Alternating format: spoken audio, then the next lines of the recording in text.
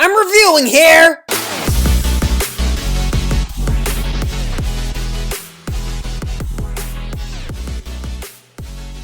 Boopa hula hoo. Guys, I used to be a trained singer. Did you know that? Yeah. No, totally false. Hi, everybody. Welcome to another episode of I'm Reviewing Here, a podcast where I, Matthew Bussey, watches and reviews Sight and Sound's top greatest movies of all time. I just had to redo my intro because I thought I was being so funny and it was so flat, and I tried to make a joke because I didn't know if I used the word doozy right. Not dookie, doozy. If something is a doozy, that means it's like boring, right? Right? Huh? Who? Huh? Who? I don't know. It's been a long day. It's a long day. I feel like, I had an issue today with traffic in Philadelphia, and I don't want to get into it because I don't want to get upset. But yeah, traffic is like, way to make me feel hopeless, Yeah, traffic. I hate you so much. Yeah, I do. Traffic is just the worst. It was just a bad day in the city because, they're celebrating St. Patrick's Day today, but St. Patrick's Day is this week. That's when I'm recording this, so I don't know why the hell they're doing it this early, and I don't even get St. Patrick's Day. It's just so stupid. What do? You wear green and you get drunk? That's it? That's St. Patty's Day, and you go to McDonald's and you get that shake. What's it called? The shaky, the triple dog shake? What McShake? Yeah, it's that, right? Who just texted me? I don't even know that number. Yeah, it is a big day, you guys. I'm recording this on Sunday, March 12th.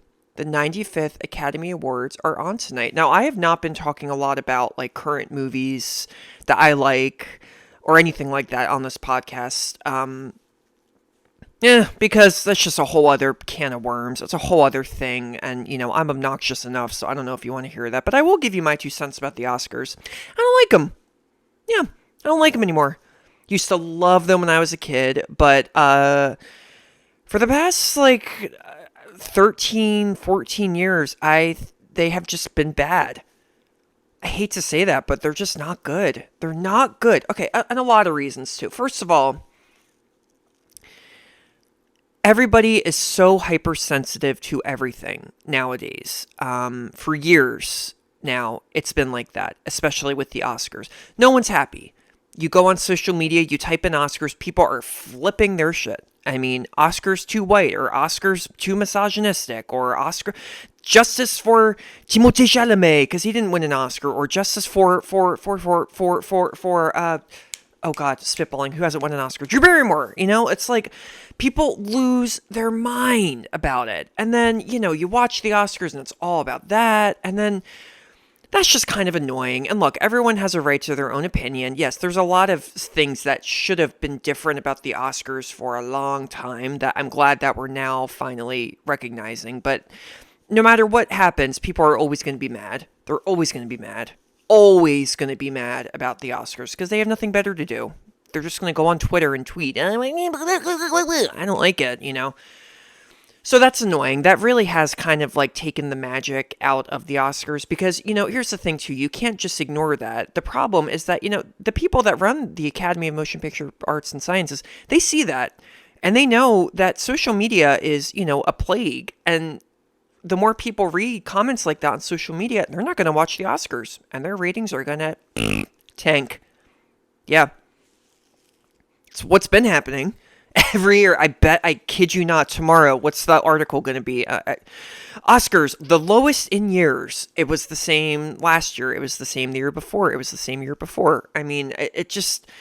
So there's that. That's why I don't like them anymore. They're not magical anymore. When I was a kid in the 90s and the 2000s, the Oscars, oh my God. It was unbelievable. Me and my family getting together on the couch to watch them and seeing people win. And I didn't, I knew the movies because I was a geek. I wasn't allowed to see a lot of the movies though, because they were rated R. Oh my God, I begged my parents if I could see Monster with Charlize Theron. And they were like, Matt, no. And I couldn't because it was rated R for strong violence and sexual content and for pervasive language. It is true. The word F, that F word is used, the word F, no, not the word F, fuck, is used like 500 million times in that movie. Anyway, what was I talking about? Okay, quickly, and then I'll get into today's movie. So the Oscars, I don't like them anymore because of that. They're not funny anymore. That's just a simple opinion. I don't think that they're funny.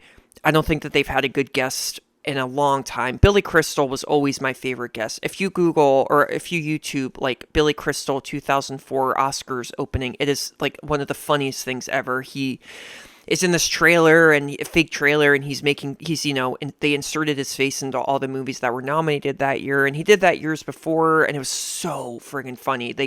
He reenacted Psycho, and then Kevin Spacey walks into the shower with soap in his hand, and then Billy Crystal does the Psycho scream. I mean, where is that? I miss that. And then last year with the Oscar slap, it's just like, dude, what's going on here? The last great Oscars moment, in my opinion, was Lady Gaga and Bradley Cooper singing "Shallow." Like, that was beautiful. Not just because I love Lady Gaga, but I know I'm biased about that. But no, I just love that. That was so original and different, and just, it was beautiful.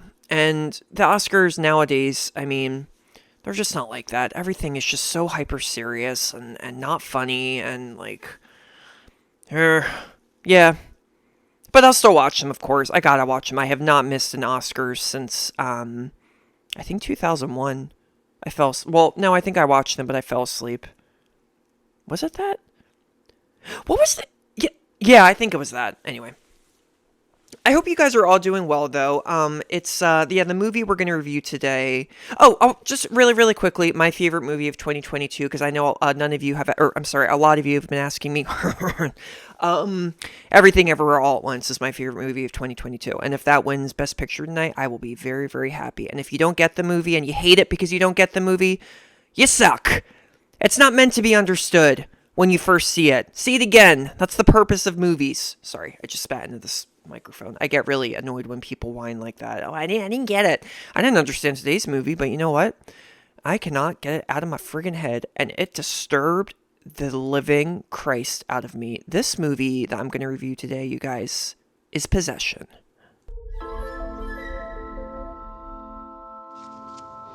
I've completed my job. That's why we want to rehire you. It's out of the question. And what would be the reason for your refusal? Family. Maybe all couples go through this.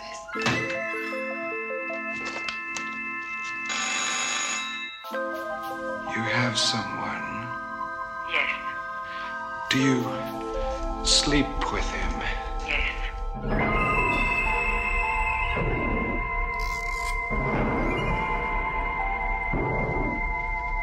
How long is it gonna last? I don't know. When I'm away from you, I think of you as an animal or a woman possessed. And then I see you again and all this disappears. You know, love isn't something you can just switch from channel to channel. Who is he? Believe in God.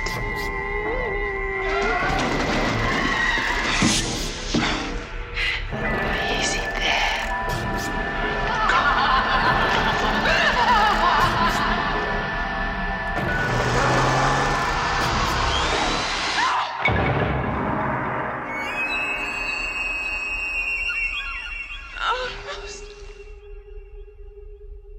Holy Christ almighty.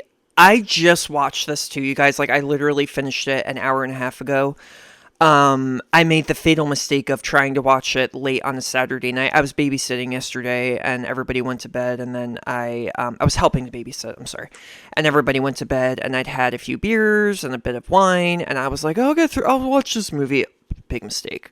Possession, and I say that because Possession is not like a silly, frivolous little Hollywood movie that you can watch and you don't have to take too seriously. Oh no, I woke up the next morning and I took notes and I did not understand what I had written. I wrote karaoke instead of karate chop in the Word document, which yeah, so basically, rule of thumb, don't drink and try to watch movies on Sight and Sounds list. And I'm not going to do that again. I learned my lesson. Possession, though, I've rewatched it in one sitting. I started it all over and just watched it. No words. I truly I had never heard of this movie. I had heard of The Possession. That is a Jewish horror movie that came out in 2012, based on a true story, but not really one of those horror movies. Possession, though, I had never heard of it. I had seen it kind of this year making a return. It was restored by Metrograph a few years ago, and I know there's a theater here in Philadelphia that recently showed it on, in crystal clear HD, and I remember reading a little bit about it. They said it was like an artsy horror movie, which I really like, but I'd never heard of the director. I've recognized the leads in it. Isabella Gianni is a very famous French actress, and Sam Neill is in it. Hello, Sam Neill, you guys, Jurassic Park, Dr. Alan Grant.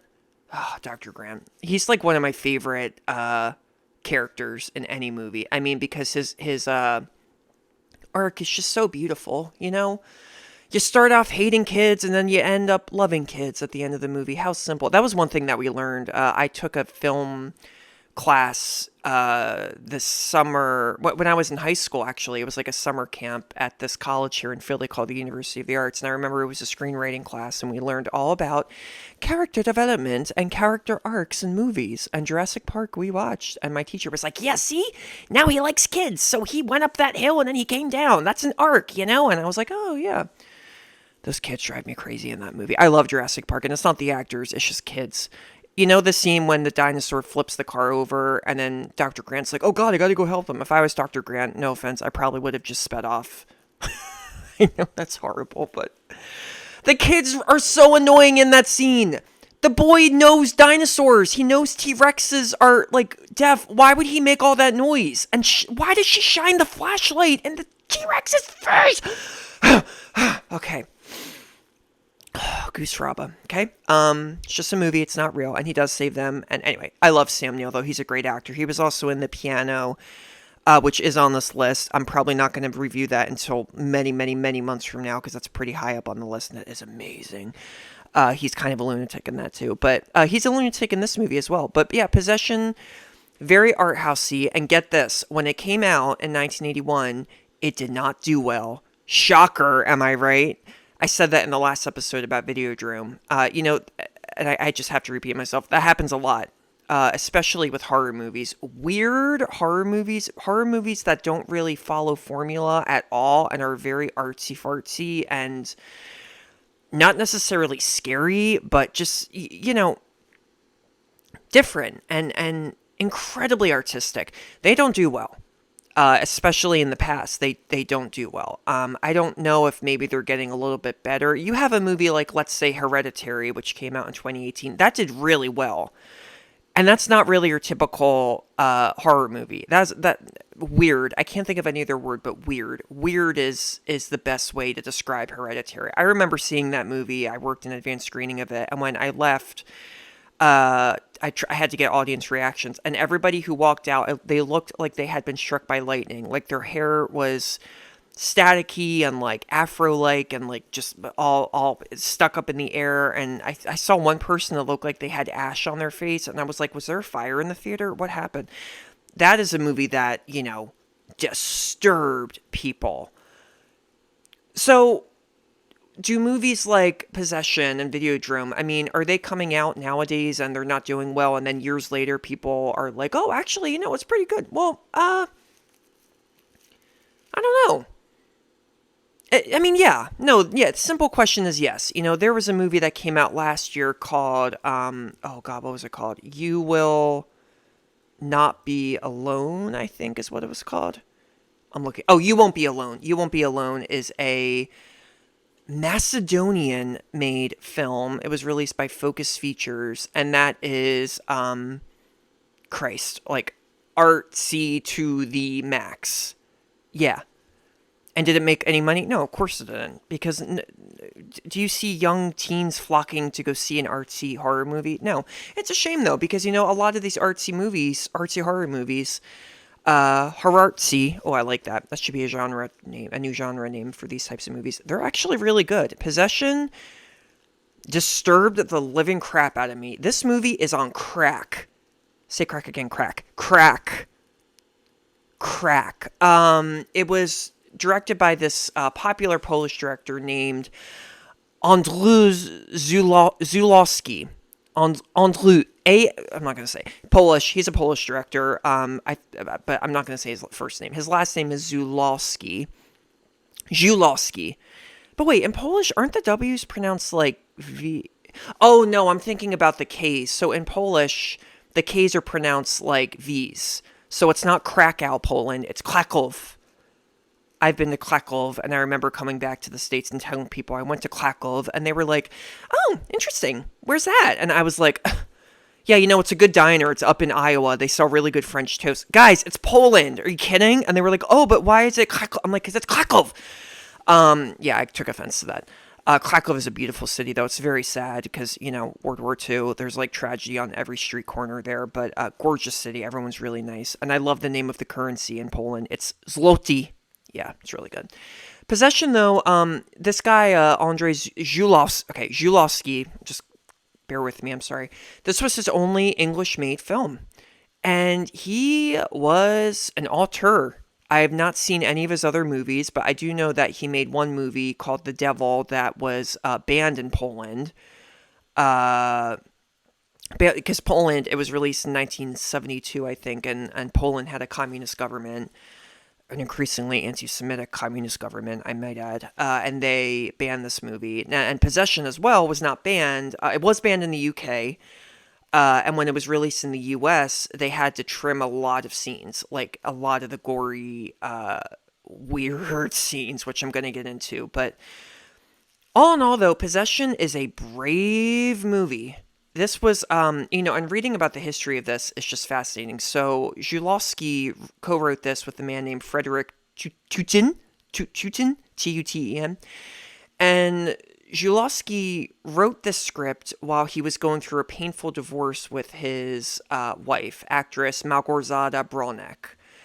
And Zulawski, I didn't really read a lot about him, but he didn't go to jail and he didn't kill anybody or anything like that. But I really hope, though, that he did not act like any of the characters in this movie, because that would not be a good idea.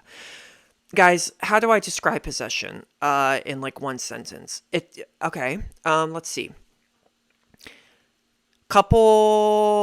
Young couple, married couple, woman wants to get a divorce, woman becomes increasingly erratic and begins acting like she's possessed by a demon, weird stuff happens, the end. Yeah, that's kind of like the Cliff Notes description of this, but I don't know. I like to do this on this podcast, read over, and I know like I'm giving spoilers when I do this, but it really helps me to honestly talk out loud and do this stuff. So here we go. Possession takes place in 1980 West Berlin. You got to remember, this is after the Warsaw Pacts, World War II, so Berlin was divided into separate cities. Sam Neill plays Mark. He is a British guy. He's a spy. He's working for this like secret, spy group. I don't know how spies work. I've never been a spy. But he lives in West Berlin with his wife Anna, played by this Isabel Adjani, this beautiful young woman. Adjani too was, I think, like 25 in this movie, and she had already had an Oscar nomination when she was 20, and a Francois Truffaut movie called The Story of Adele H. Francois Truffaut, if you don't know who he is, great guy. I think so. Actually, I think he was... Nah, never mind. Great director. I don't know if he was a great guy. But anyway, Mark and Alan, I almost said. Mark and Anna are a young couple. They have a little boy named Bob. And yeah, cut right to the chase. It looks like they've just had sex. And Anna, they're naked in bed. And Anna just basically says, I'm not happy anymore. I want a divorce.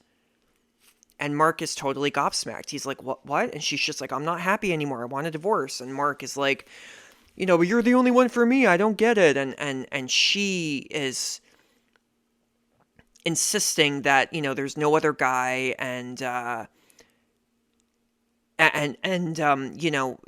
she's just not happy anymore. But she lied.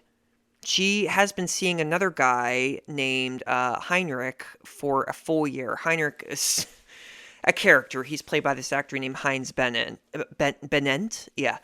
Mark finds this out, and he even goes to Heinrich's apartment. And Heinrich is this really weirdly flamboyant guy who, like, karate chops Mark, and then does, like, a little ballet turn and, like, poses. And you're like, what? And then he, like lecherously, like, hugs Mark, and then he picks Mark up, like, very gently and gets him out the door. What? Also, Heinrich's mother lives with him. What? Heinrich is a lot older, too, than Anna. What? Okay, I'll stop, sorry. So that's just weird. Again, that adds to just the weirdness in Zulawski's mind. And this is a nasty breakup. Nasty breakup. And it gets worse. Everything gets incredibly exacerbated. Her behavior, his behavior exacerbates everything. He goes home to the apartment, and he sees Bob has been left alone. The little boy, their son Bob, has been left alone, and he was neglected, and he has, like, food stains all over him, and it's, like, really messed up. Anna is like, oh, I love Bob, and Mark's like, I don't want you to be with him, and the hard thing, too, is, Anna's kind of made out to look like the villain, and, like, the way I've described this, but, oh, no. I mean, wait till you hear what happens. Their fights that they have in this movie, I mean, kudos to Sam Neill and Isabella Gianni. Their fights are so intense. You've seen a lot of movies about divorce, Marriage Story, or, like, Kramer versus Kramer. I mean, these actors are just so incredible. Mark and Anna are livid, screaming at each other in these fights. She is out of control. There's a really, disturbing scene where she slaps him, and then he slowly looks at her, and it's a close-up of his face, and then he starts to beat her up, like, hit her in the face a bunch of times, and the blood is, like, so fake. It looks like paint, or, like, ketchup. Like, actual ketchup. And whatever. It was 1980. Whatever. But her behavior seems to get really weird. And also, just things in general begin to get weird. Mark one day takes Bob to school, and Bob's teacher is a, like, doppelganger for Anna. She's this beautiful woman who looks just like his wife, soon-to-be ex-wife, but she has green eyes. And he's like, what? He thinks it's a joke. He's like, what are you doing? And she's like, I don't know what you're talking about. I'm his teacher.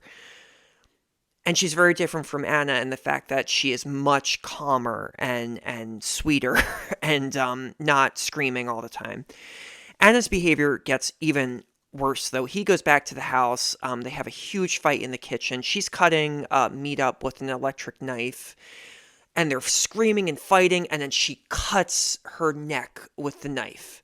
Yeah, it's gross. It's really disturbing. And then what happens next is even more disturbing. He takes her to the bathroom, and she's, like, in a fugue state. She's like, oh, and you're watching it going, what the hell is the matter with her? She's acting possessed. Like, what is she, like, possessed by a demon? Like, what is going on? He wraps her up, he puts, like, a little cloth around her neck, and then he goes into the kitchen, and he gets the knife, excuse me, and he cuts his forearm, like, 4 times. And he doesn't even, like, flinch when he does it. Why does he do it? You don't really know. Does he still love Anna? Is he doing this to just try and, like, connect with her in any way? Whatever the case, it's messed up. I would not want to be in a room with these people. Mark, though, gets more and more. He loses his mind. I mean, they both lose their mind, obviously, but Mark is just, like, especially absolutely, livid. I keep saying livid. I'm sorry, I can't think of another word.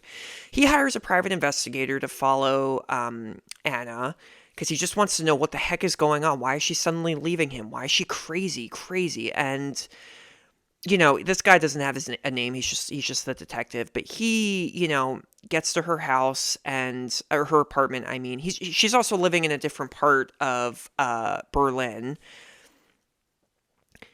And he goes to her apartment, and it is completely empty and empty. It looks like no one has moved in there yet. And so that's weird. What does she eat there? Where does she sleep? What's going on? She's acting crazy weird, and she's like, he makes up the story like, oh, I got to go check the windows. There have been complaints or whatever. He pretends that he's, like a cop or something. And he's like, I got to go to the bathroom. Like, and she's like, no, there are no windows in the bathroom. But, he's just doing his job because he wants to get, the dirt on this woman. And he does that, and she freaks out and is like, oh God, like, just don't go in there. And he does. Guys, he opens up the bathroom, doesn't even turn on the light. He opens up the bathroom door, and in the shower is this creature. A creature. It's like a creature with tentacles, and it doesn't talk or anything. But it's like in the shower and is like, it's like making weird noises. And then out of nowhere, Anna comes in and kills him with glass from a bottle. She just stabs him in the neck a bunch of times. And yeah. I'm like getting like chills just thinking about it. This movie really, really affected me.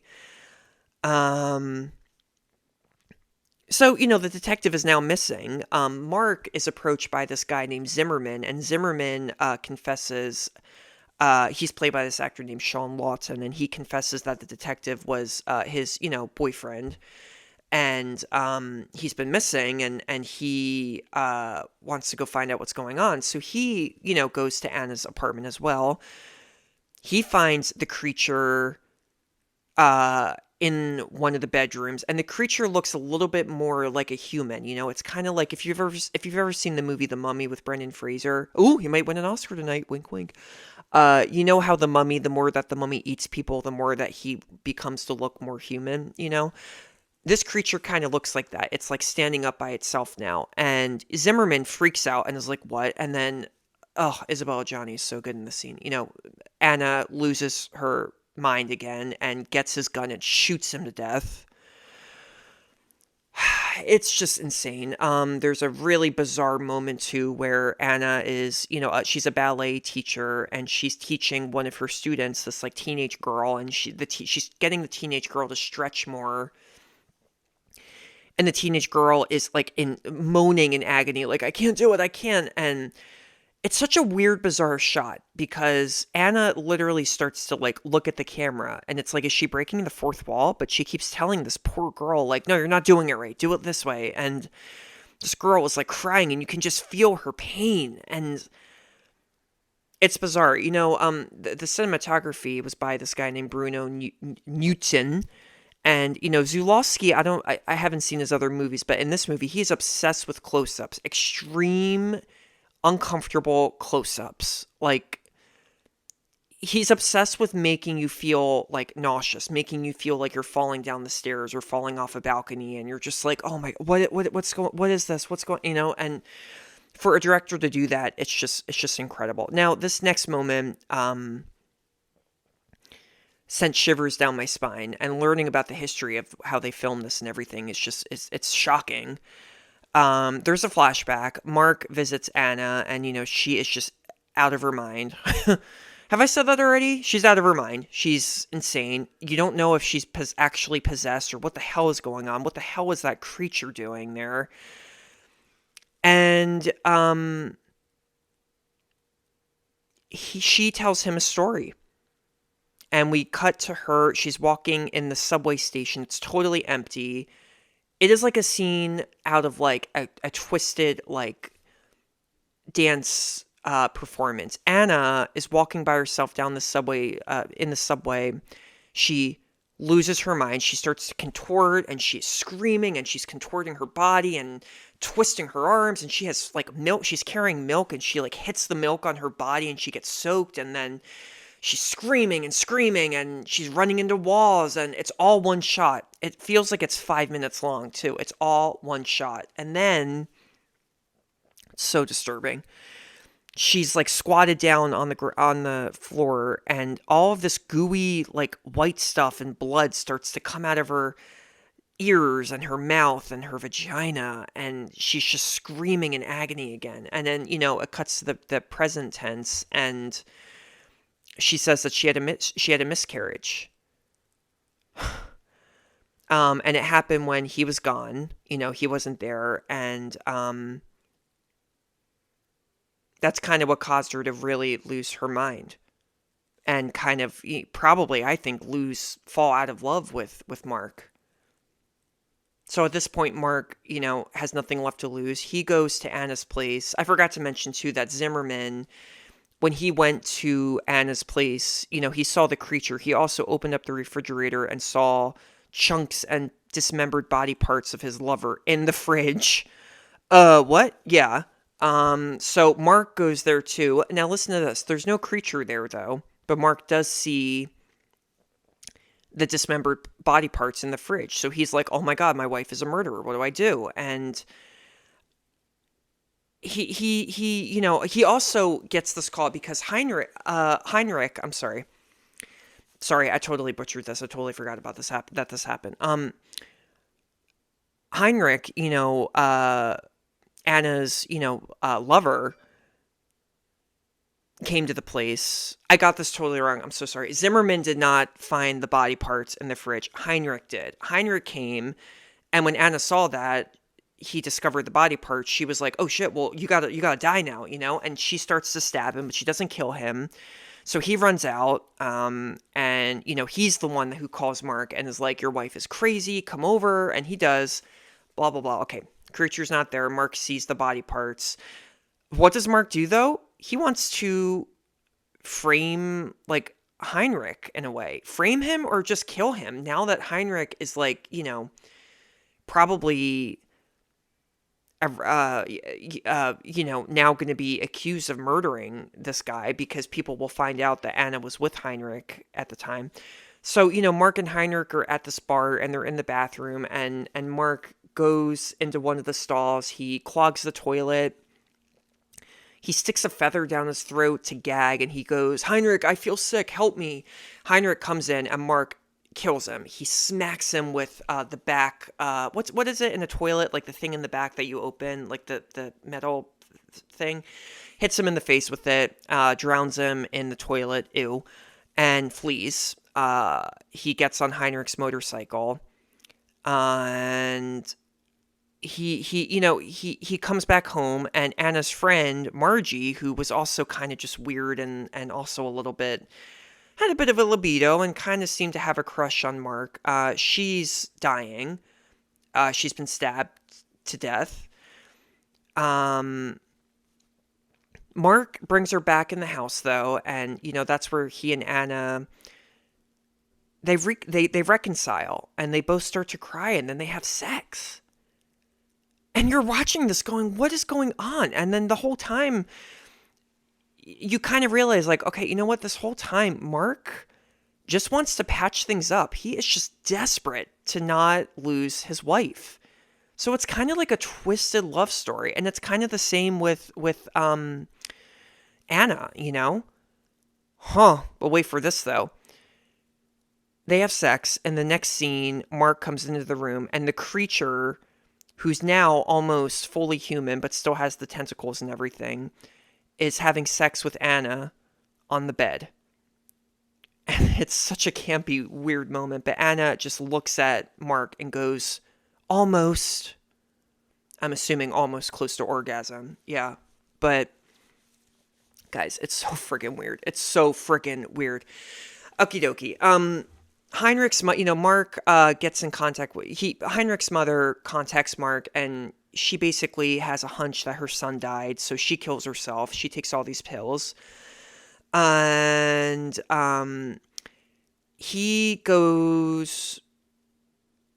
Mark goes back home. and Margie's apartment, there's like cops everywhere, and he's like, oh my God, what if they think I did it? So he basically this all happens so quickly too, it's insane. He pressures this taxi cab. He says, okay, I want you to crash into that car over there and, cause a big scene, and then I'm going to get out of the car or whatever. So he does that. One of the cops shoots him. He shoots and kills the other cop, and he gets on his motorcycle and runs off. And he then goes to this building, and there are these stairs, circly stairs going up to the top, and he's dying. He's bleeding to death and dying. And Anna comes up the steps, and she is with the creature, but the creature does not have tentacles anymore. The creature is a doppelganger for Mark. It's Mark, but he has like black eyes and he looks like an alien and he's all weird and he's like, what? Sorry, I promised myself I wouldn't say that again, but I said, you should have seen my face during this movie. The cops all of a sudden come in and they shoot at the three of them, the doppelganger, Mark and Anna. Mark and Anna, are shot, and the doppelganger is like immortal. He doesn't feel any of the bullets. Anna is on top of Mark and she takes a gun, and it's a really weird move where she like points it to her back and shoots herself, killing them both. And the doppelganger, they die. Mark ends up just jumping off the steps and dies. And the doppelganger flees. He leaves through the roof really quickly, like a monkey. He's just like out of there. Cut to the house where poor little Bob is. And Helen, remember, Anna's doppelganger, the hot one, sorry, she was really pretty. The hot one with the green eyes, who's Anna's doppelganger, she is there babysitting Bob. And the doorbell rings. And Bob all of a sudden just starts going, don't answer it, don't answer it, don't answer it. And you're like, what? And Helen ignores him. Bob runs into this bathroom, and there's already water in the tub, and he jumps in and drowns himself. He just floats in the tub on his stomach and just floats there and dies. And then at the door, you can see that Mark's doppelganger is behind the door. And then meanwhile, you hear all these explosions and these planes and like warfare happening, and Helen just turns around, stares at the camera, and smiles. And then the movie ends. That, my friends, is Possession. Are you still alive? I don't know how I'm still alive, like honestly. Wow. So yeah, Possession is truly an assault on every sense. Like it literally assaults you. It does. It's that type of movie. And so much so, this is kind of sad, but this really took a toll on Johnny and Sam Neill, when they were filming this. Sam Neill has gone on to say that it was like one of the most extreme movies, if not the most extreme movie he has ever made to this day. Johnny, she tried to commit suicide actually after this movie. It just took it was so intense to do it. And you watch her performance and you go, Jesus Christ. I mean, that's really scary. That's the scary thing about acting, how far they're willing to go. Now, should we blame the director for this? Well, yeah, a little bit. Zulawski really wanted Isabella Johnny to go there. He really wanted Anna. He wanted her to play Anna the way Anna's supposed to be played. A crazy, possessed, angry woman who likes to have sex with a sea creature, tentacle creature person. And she goes there. That scene in the subway, I have never in my life seen anything that intense. I mean, that's not true. I've seen a lot more intense scenes. But, I mean, they filmed that scene at 5 a.m. In the subway. They filmed this in West Berlin, too. I mean, this isn't like a sound stage set or anything like that. This is all real. And they filmed it at 5 a.m. They only did 2 takes of it. And, yeah, Ajani, she later on just said that the role wore down on her so much that she tried to kill herself afterwards. Now, was it strictly because of the movie? I don't know. There's differing reports, but it was intense. It was hard to film. There's a scene, the scene where Mark slaps Anna. Sam Neill actually did slap Isabella Johnny. He was told to by the director. And Sam Neill, oh, this makes me love him all the more, Dr. Grant. he repeatedly was like, no, no, I'm not going to hit her. I'm not going to hit her. She's a girl. Like, we're just actors. I'm not going to do that. And Isabel actually came up to him and said, it's okay. It's okay. I want you to do it. I want you to do it. Okay. It's going to make the scene look better. It's going to make it look better, you know? And he did it. Yeah. It's crazy. It's crazy, crazy, crazy. So what does this all mean? You know, what is possession? What is Zulawski really trying to say here? Well, look, I think the doppelgangers are a huge part in this movie. You know, the squid doppelganger forms into Mark's doppelganger at the end, and he looks more perfect, you know. Anna seems happy when she's with him than when she's with the real Mark, and vice versa. Helen, the teacher doppelganger, Mark seems happier with her as well. So it's like both of these people have kind of almost invented these creatures, you know, because they both just want to live happy lives again. They just both want to have a happy marriage like they used to, and they've just gone, they're just out of control, you know? It's crazy. Some critics don't even think that the tentacle creature is real. They think it might be a figment of imagination. I don't know about that because the other characters see it, you know, but there's another, you know, there are just other weird things in this movie. You know, the big thing is this. No, Anna's not possessed by a demon. It's not that. She, I think, just loses her mind from this, you know, breakup. But then, you know, there's other things to consider. Mark isn't perfect either. He seems to be like he is a little bit possessed as well. You know, even before Anna. There's a weird shot in the beginning where he's taking off Bob's shirt because he had like food on it. And then he just suddenly is holding onto Bob's sides and he's just staring at his chest and he's just staring at him. And it's like a few seconds, but you just go, huh? What is that about? And then in the very next shot, cinematography here is so good. Sam Neill, who plays Mark, is in a rocking chair and he's rocking back and forth, and the camera is going back and forth with him. And it just creates that sense of dread, you know? And I think that's something to realize here is that, you know, Mark is kind of possessed too. It's not just Anna. Jesus Christ, Mark takes the electric knife and cuts his arm right after Anna does. I mean, what the hell's that about? So it's crazy. You know, it's a nuts movie. I think, you know, the political subtext in it, I don't totally think it's a big deal. Maybe I need to examine the movie more, but you know, this is set during the Cold War. It was filmed during the Cold War. It's about two people who are separating. You know, Berlin was separated there. This was obviously a personal movie for the director because he was Polish too. And, you know, the big deal, I think, is that, you know, Mark is living in an apartment that is full of things and is stable, while Anna's living in an apartment that is totally empty and she's killing people. And there's a like Ursula from The Little Mermaid in the other room, you know, but a man. I had to pause because I'm just thinking about it again. This movie, though, look, you have to kind of watch it maybe with an empty stomach. It's not spooky scary. It's just out there, and it is a lot bloodier than I thought it would be. It's intense. I think Ajani and Sam Neill, I mean, I just love them so much more as actors right now. Yeah. I guess just be warned a little bit. Be warned. This movie is... It's like Videodrome and then this. It's like two crazy batshit movies in a row. Yeah, this is real though. This is a real movie, and I'm very happy that I discovered it. It's out there for all the best reasons. Now, where can you watch Possession? It's available to watch on Shudder, which you can get on AMC Plus, and you can just rent it elsewhere. It has been recently restored. It looks great. Dr. Grant was like 30 in this movie. He's so young. Wow.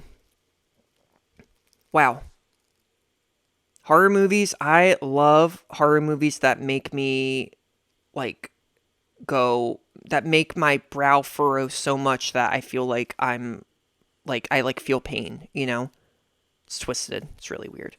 Possession, though. Wow. Well, I think that the next movie I'm reviewing is not going to be crazy. It's going to actually be political and not scary. So this was a blast, though. I really, really enjoyed this movie. And look, I'm still like raving about it. So check it out. Definitely check it out. I think the moral of the story, too, is don't fall in love. Because, it could be bad. When you break up, you lose your mind and you'll start having sex with a tentacle creature. So don't fall in love. No, I'm kidding. Just, fall in love, but make sure it's the very right person. And doppelgangers, they may look attractive, but they may have a bit of a nefarious side to them that you don't see. So, Possession, really liked it. Guys, this was a fun episode to record today. Please rate and review. Tell me what you think. You can watch. I'm reviewing here, or you can listen to it, from anywhere where you get your podcasts. This is fun. All right. I think it's time for the Oscars now. Bye-bye!